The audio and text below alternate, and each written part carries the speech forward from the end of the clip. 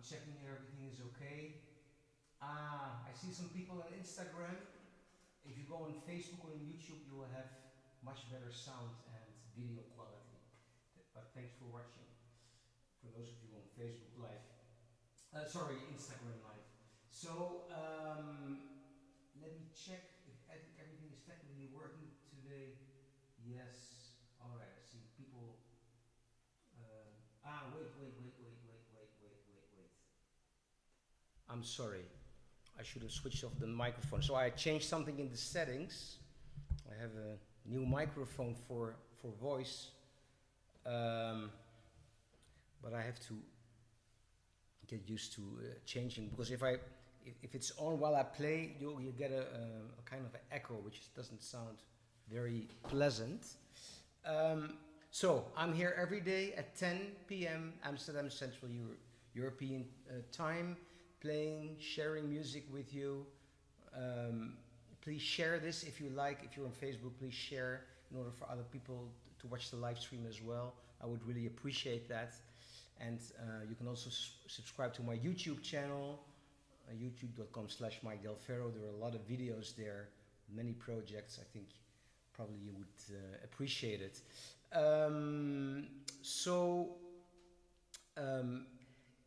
I've been thinking about, I got a very good criticism with this live stream from a good friend of mine who's watching every day. And he said to me, you know, if you are going to talk about all this music theory, and because there are a lot of new people watching every time, and but for those of you who are watching like frequently, maybe even every day or every now and then, I understand that repeating again, like chord structure, reharmonization, all of that, can tend to be a little bit boring because you have heard the story before. Let me know if it's different, but that's the impression I got, and that's what my friend told me. So what I'm thinking to do now, since this is a daily live stream, to do this on one particular day in the week. I'm thinking of like Monday evening at 10 o'clock Central European time, for pianists, for musicians, with really music related questions, piano questions, like a full session on that. And then you can send your questions before. I'll be happy to answer them.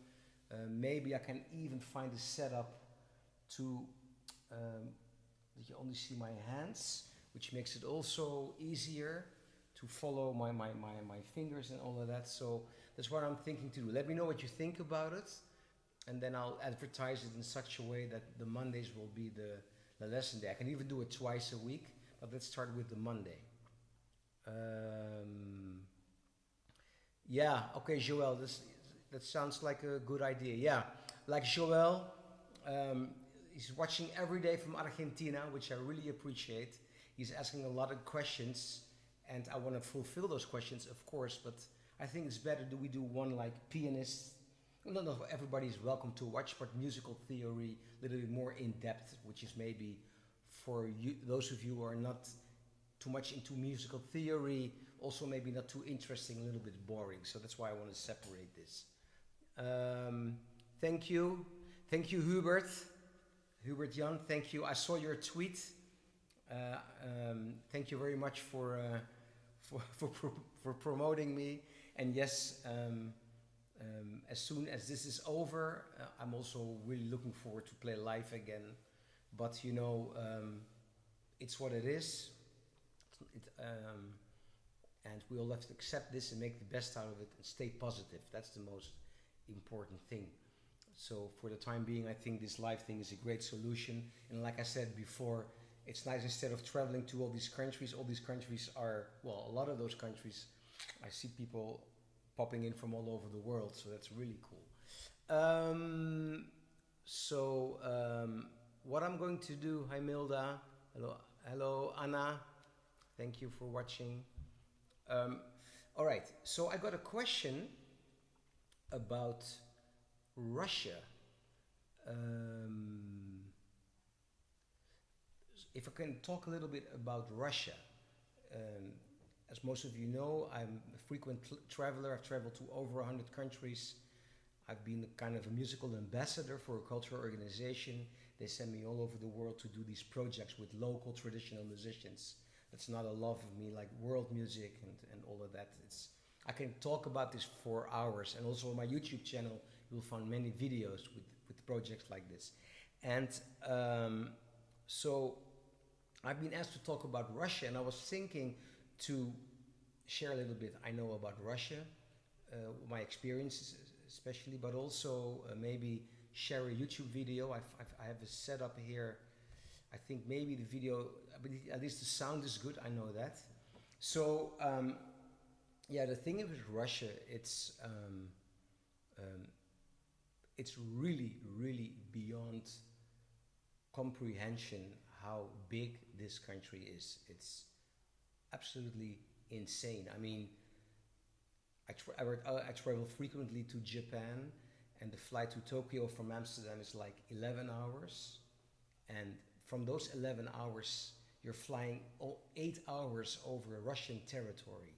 8 from the 11 hours are just Russian territory. And then it keeps on going all the way until the Bering Strait. It's beyond comprehension how big this country is. And what I find very interesting in Russia, I've played all over the country, so of course in the European part, Moscow, Nizhny Novgorod, St. Petersburg, but also in Tartaristan like Kazan, Chelyabinsk, all those beautiful cities, by the way, amazing. But I've also been to in Perm, also the Diaghilev Festival, great arts festival. I think it's every 2 years. And there is, but I've also been to the Asian part, which is, well, Yekaterinburg, Siberia, and the very far east, like Irkutsk, Ulan-Ude, a lot of cities, Abakan, a lot of places. And I've played my own music there. What also really blew my mind there, blows my mind, is how well the infrastructure is for music. So in every bigger city, there is a great concert hall and with great pianos. That's a thing I've sometimes like the old Petrovs, but I think in the last years, you find great pianos everywhere. And then of course the most important thing in Russia, I think, the people. And of course there is a big language barrier. I speak maybe 20 words, so it's the language it's not easy to tackle, and that also kind of can create a kind of a distance, and it's a different mentality also of people because of their history. They're not. I don't want to generalize, but it's not like you go to Latin America and everybody starts kissing each other when they meet each other for the first time, which of course nowadays is totally not done with the social distancing. But in Russia it's different. But the thing is with the Russian people, my experience, once you have friends there, you have friends forever. They're incredibly they're sensitive to music, to art. Of course, they have an incredible art history. I mean, if I only talk about composers like Rachmaninoff and Tchaikovsky, Sostakovich, I mean, Scriabin, could go on forever. Of course, their culture, their heritage, it's incredible. This is only music I'm talking about, and so once you're with the people in their hearts, it's forever, and that's why I love to travel to this country. Everything is always very unexpected, also because you don't understand the language, or at least me, or maybe a few words. You never really know what's going on, so it's always surprising, but at the end of the day, it's always fine. And it's wonderful. It's a wonderful place. I would love to go back there. So I also know great jazz musicians there, of course. In the major cities like Moscow and St. Petersburg, there are fantastic jazz scenes. Also in other cities, they have, like in Arkhangelsk, all the way in the north, they have a great annual festival, also great musicians there. But I think most musicians kind of tend to move to the Moscow area, you know, like that's everywhere. Like they go to the capital for work for jazz musicians because in their local city it's not always easy. But it's amazing all over the country how many jazz festivals there are. So yeah, I love this country, and then it's for many reasons, as you can tell. Then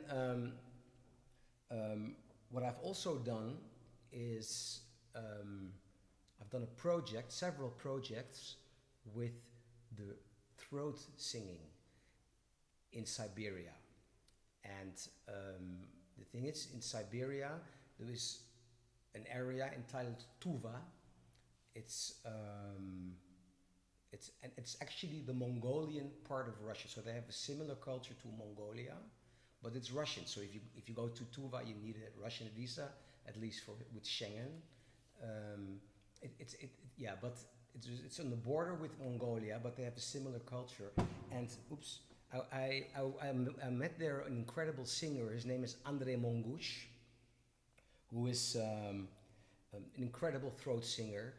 He brought me there. It's a really remote place. Like they have an airport with maybe one flight a week to Moscow. Maybe it's better now, I don't know. But at that time, it was very hard to reach. It was like a 10-hour drive from Abakan in the south and drive there. Beautiful scenery. I actually should post some photos again after this. It's stunning. And some of the throat singing tradition, it's really truly incredible how they can sing the low note and then produce the overtones. I've met people there who could produce several overtones at the same time. So you have the low, I'm bad at it, and then those sounds, you know, I'm very bad at it. But they can produce like 2 or 3 at the same time. So one person can do this.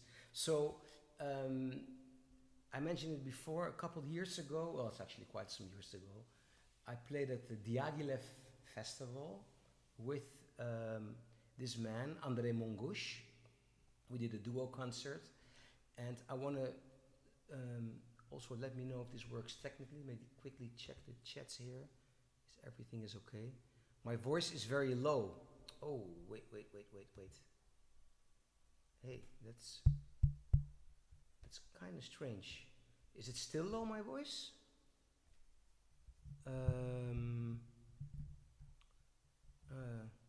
Hey, it should be okay.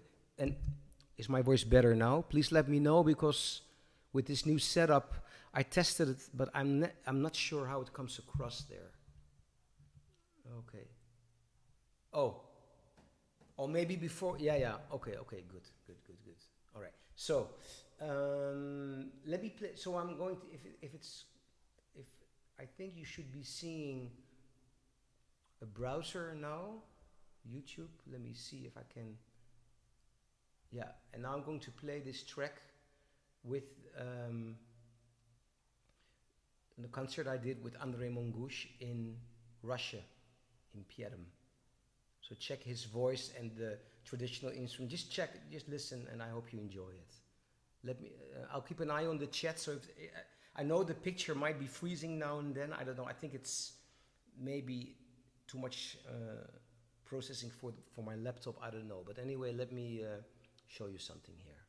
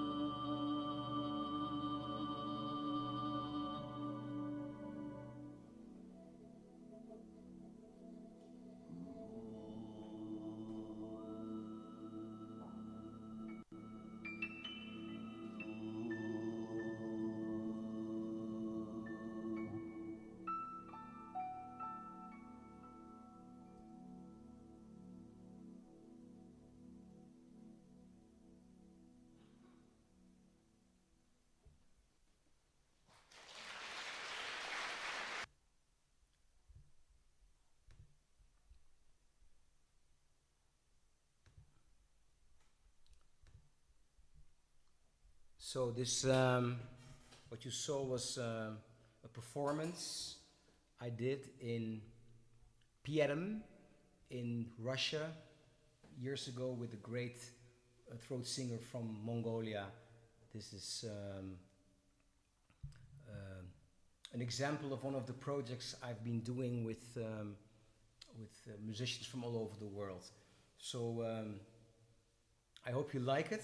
It's something I love to do. I still do it occasionally. I was actually planning to go to a couple of countries this year. Unfortunately, well, it has not been cancelled.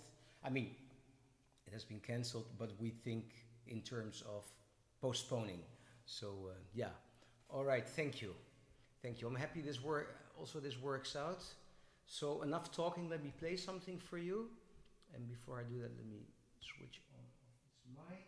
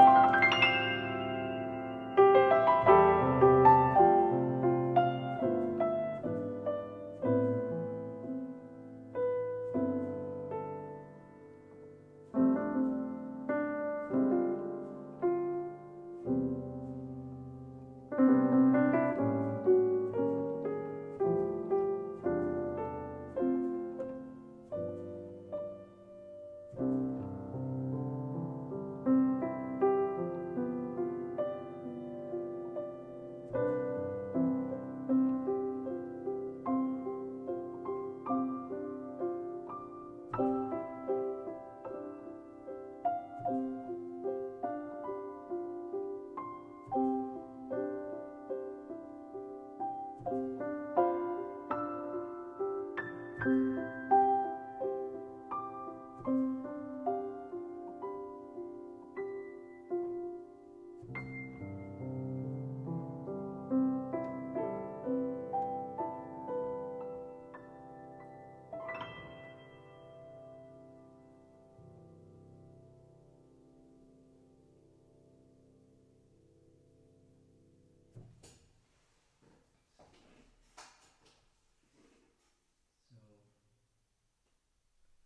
was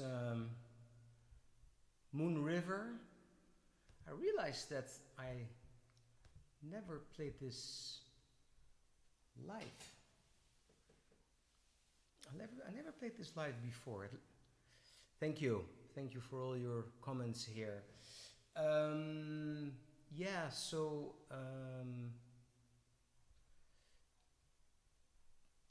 my pleasure.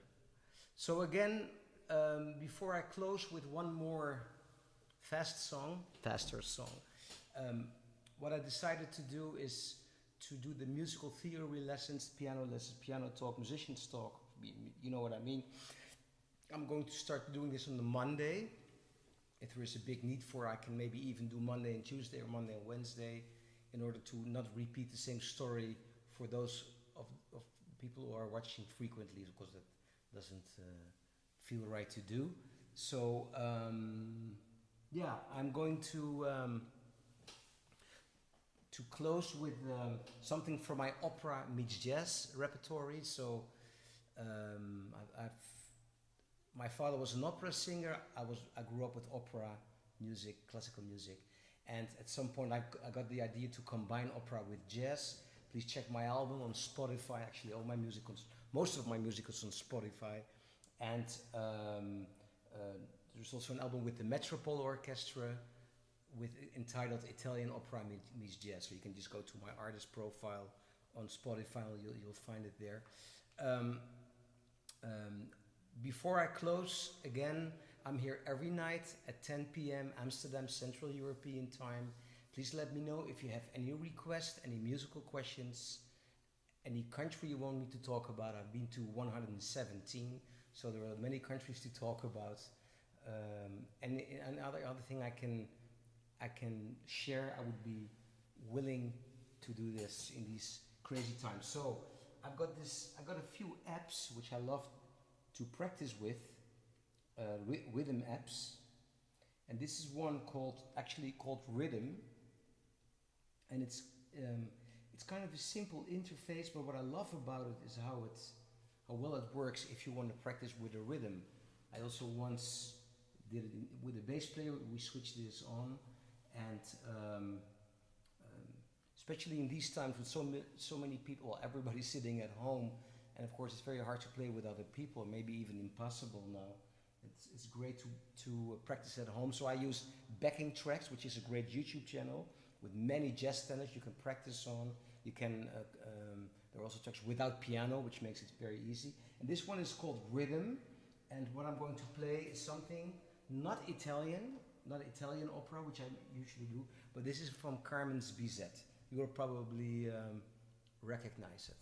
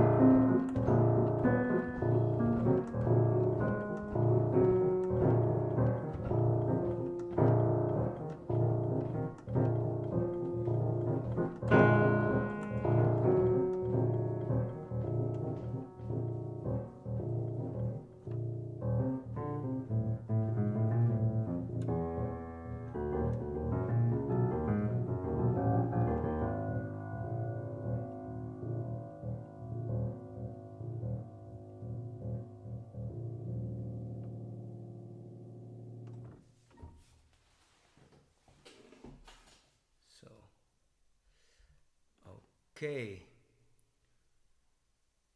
no connection. Uh-oh.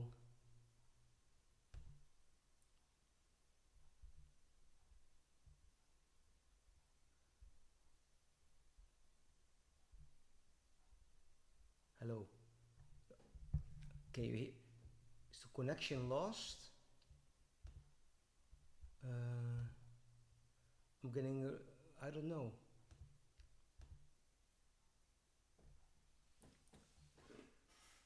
I don't know. I think the connection is fine. Sorry about that. Somebody wrote no connection, so I got a little bit worried here. Yeah, so this was a rendition of. Um,